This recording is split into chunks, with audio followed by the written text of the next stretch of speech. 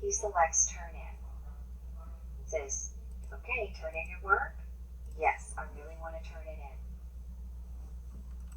in. Now he gets a green check mark. Now we had a due date. As long as he turns it in before the due date, he may unsubmit it.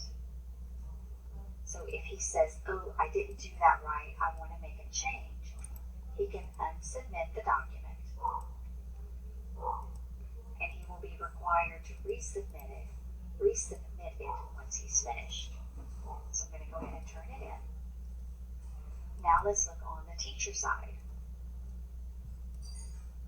So on the teacher side, oh, one has been turned in, one has not. And you don't have to go that far. Just on your regular stream, you can see, oh, who turned theirs in? Okay, Justin turned his in.